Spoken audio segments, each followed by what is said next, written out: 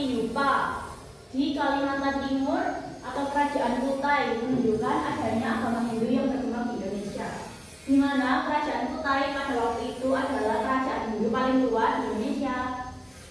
Nah, dengan ditemukannya prasasti ini yang mengandung bahasa Sanskerta dan menggunakan huruf Pallawa, yang dimana itu adalah bahasa dari Hindu kuno, dari kitab Weda. Jadi orang-orang itu percaya kalau pada waktu itu memang benar adanya kalau ada agama Hindu Buddha di Indonesia. Selanjutnya, nah, yang mendukung proses masuknya agama Hindu dan Buddha di Indonesia ini ada 4 macam teori. Yang pertama ada teori Ksatria, teori Waisya, teori Brahmana, dan teori arus balik. Mungkin dari kalian ada yang tahu dari salah satu ini, bisa angkat tangan. Ayo, ada yang tahu? Boleh sih, Pak. Kalau teori Waisya itu kayak menyebarkan agama melalui perdagangan. Ya, itu betul. Tangan.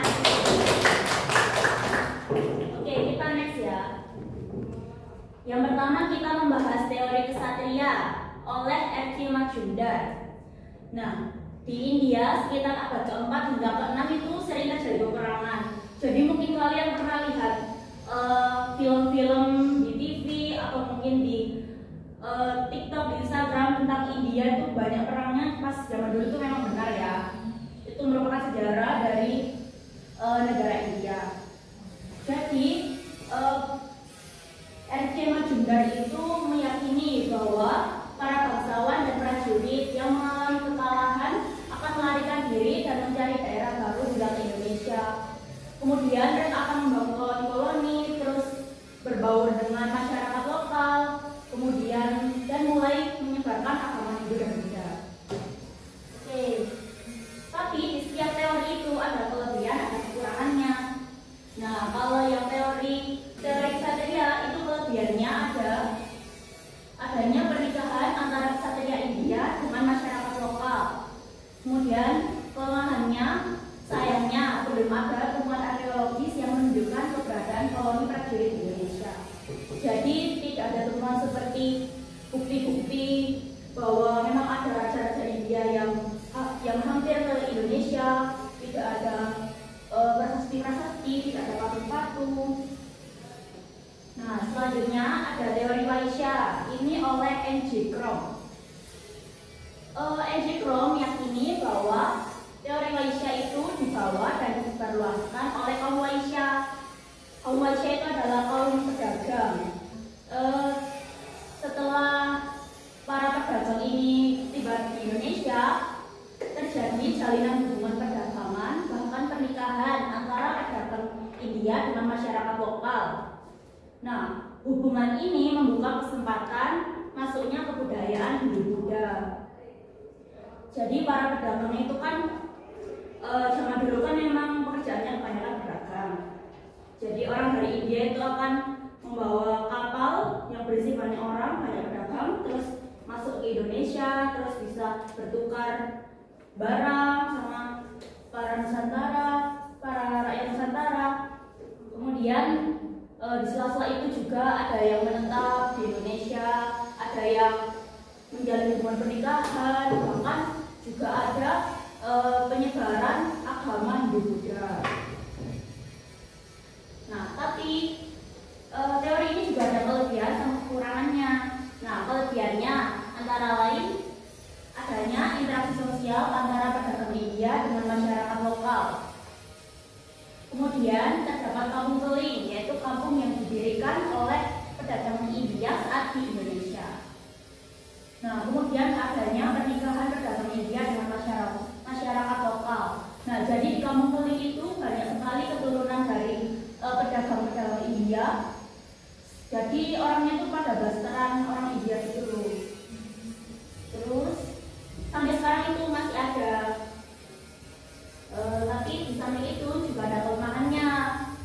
Kelemahannya antara lain kaum Waisya datang hanya untuk tujuan berdagang, kemudian menyebarkan agama cenderung rendah. Kasta Waisya cenderung kesulitan untuk mempelajari ajaran agama Hindu dan Buddha karena menggunakan bahasa Sanskerta dan menggunakan huruf Pallawa yang membutuhkan kemampuan khusus. Nah, jadi di dalam kitab ajaran agama Hindu itu kan namanya Weda. Kemudian kitabnya Buddha, ada yang tahu namanya? Ayo, ada yang tahu nggak? Kitab agama Buddha, ada yang tahu nggak? Ayo, kalau Hindu kan Weda, kalau Buddha belum tahu. Kalau Buddha itu namanya Tripitaka. Nah, jadi di dalam kitab Hindu kuno itu menggunakan bahasa Sanskerta seperti yang dijelaskan tadi. Itu pakai huruf Pallawa, jadi kayak aksaranya orang India zaman dulu itu. Nah, orang-orang yang bisa baca itu cuma terbatas. Jadi mungkin orang Brahmana, kemudian orang-orang yang mungkin memang paham dengan ajaran agama Hindu yang benar-benar paham, seperti pemimpin agamanya itu biasanya yang paham itu hanya mereka saja. Jadi kalau kasta Waisya itu cenderung lebih rendah lah. Mungkin mereka banyak yang nggak bisa baca huruf Pallawa. Nah, selanjutnya ada teori Brahmana oleh Van Vleut. Kalau teori Brahmana ini dibawa oleh Brahmana yang datang atas undangan dari penguasa yang ada di Indonesia untuk menobatkan raja, memimpin upacara-upacara keagamaan, dan mengajar ilmu pengetahuan. Nah, Van Vleut itu tidak setuju dengan hipotesis kesatria dan hipotesis Waisya karena seperti yang disampaikan di film tadi, Van Vleut itu nggak percaya gitu loh kalau seorang Waisya, seorang kesatria itu bisa menyebarkan agama dengan segitu baiknya tuh, menurutnya itu tidak mungkin karena yang bisa paham dengan Weda, dengan Tripitaka itu hanya orang-orang Katolik saja. Terus, nah kalau teori ini ada buktinya, terbukti dengan adanya prasasti yang menggunakan bahasa Sanskerta dan huruf Pallawa.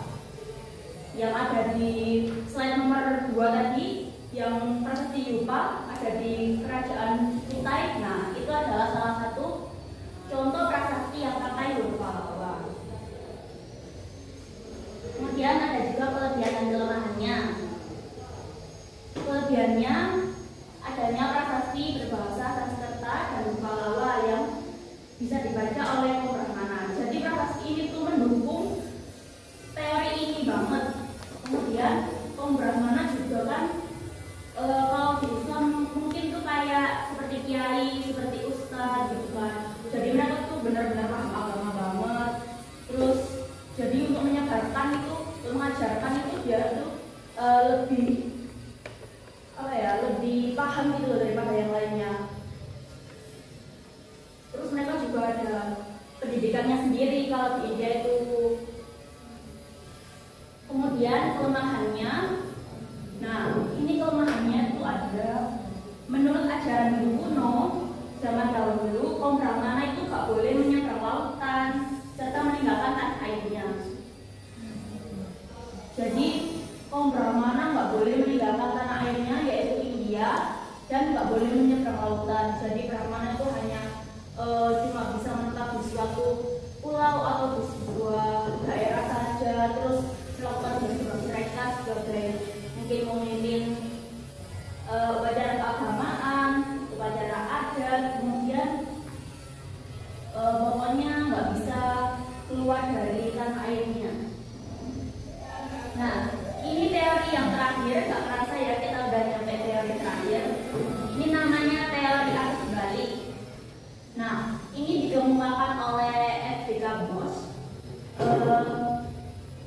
Ini isinya adalah para biksu Nusantara yang pulang dari India, kemudian menjadi pemuka agama yang menyebarkan agama dan budaya dari India. Nah, jadi orang Indonesia itu dia akan pergi ke India untuk belajar, mempelajari agama Hindu, agama Buddha dari Brahmana-Brahmananya langsung. Kemudian mereka akan kembali lagi ke Indonesia dan menyebarkan ajaran-ajaran tersebut kepada orang-orang lokal. Kemudian, nah ada juga kelebihan dan kelemahannya. Kelebihannya lebih efektif karena rakyat berinisiatif sendiri datang ke India untuk mempelajari agama Hindu dan Buddha. Kenapa lebih efektif? Soalnya kalau rakyat ke sana itu kan pasti diajarkan, kemudian bisa belajarnya tuh lebih intensif, kemudian mungkin bisa lebih masuk gitu kan pelajarannya. Kemudian saat dia kembali ke Indonesia, dia tuh menyebarkan agamanya itu lebih mudah. Karena apa? Karena dia sendiri yang menyebarkan, kan jadi sesama bangsa gitu kan, satu suku, satu budaya. Jadi mungkin orang-orang di Nusantara itu lebih percaya. Kalau misalnya Brahmana kayak orang-orang asing yang kesini itu kan biasanya kayak pas ini gak percaya gitu kan. Nah, kemudian pastinya juga bahasanya tuh jadi lebih mudah kalau misalnya pakai teori arus balik ini, karena orangnya kan tinggal menyebarkan ke tetangga-tetangganya, ke teman-temannya, kerabatnya, itu bisa menggunakan bahasa yang lebih mereka pahami gitulah. Nah, kemudian kelebihannya satu lagi itu keberadaan prasasti Nalanda yang menceritakan pembangunan wihara untuk para pelajar di wilayah Kerajaan Sriwijaya yang hendak menuntut ilmu di India.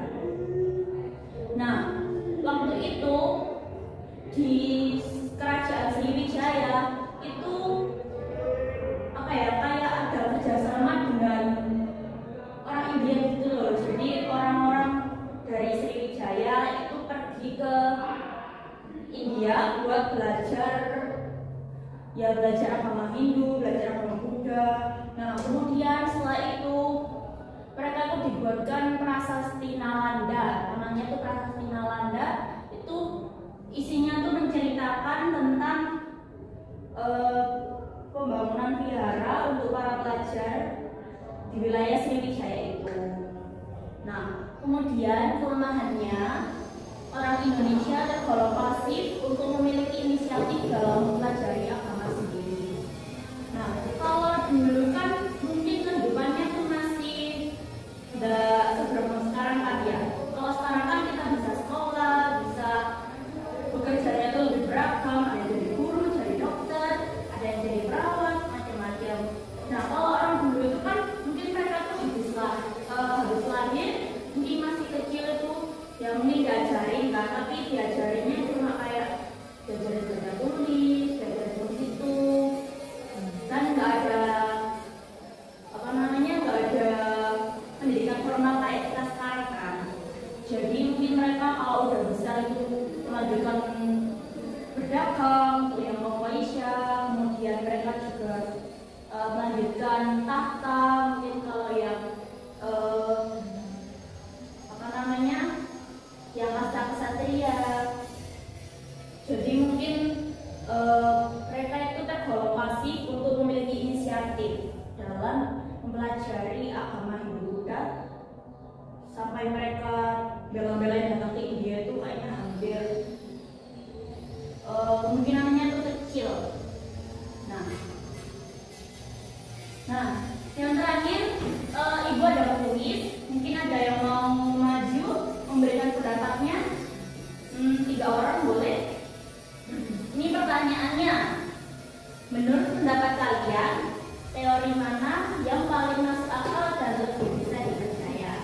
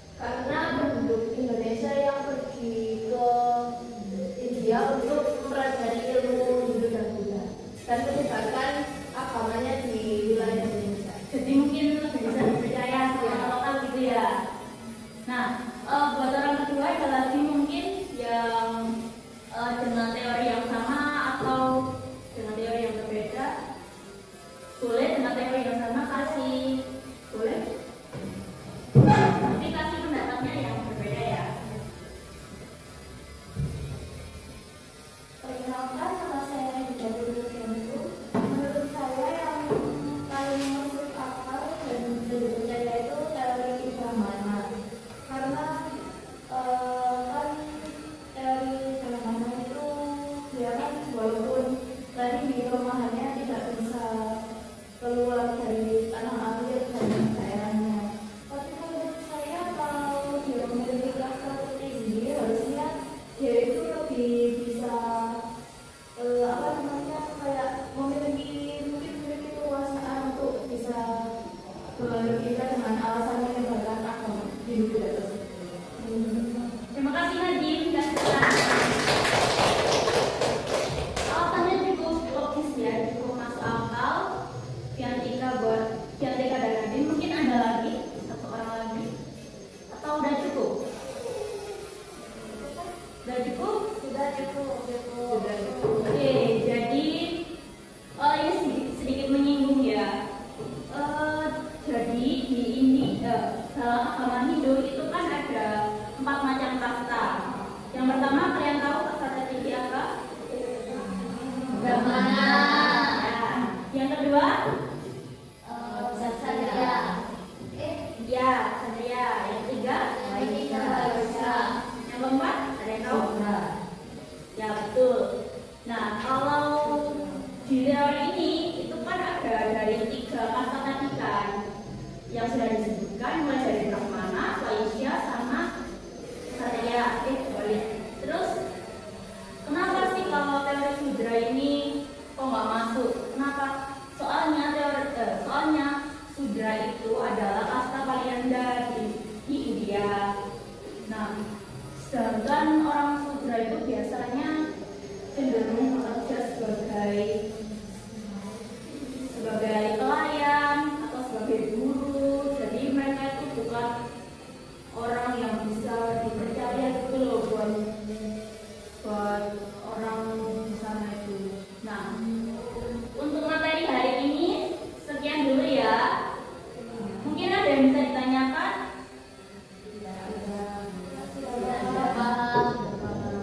Oke, jadi Ibu akhiri ya. Assalamualaikum warahmatullahi wabarakatuh. Waalaikumsalam warahmatullahi wabarakatuh. I've never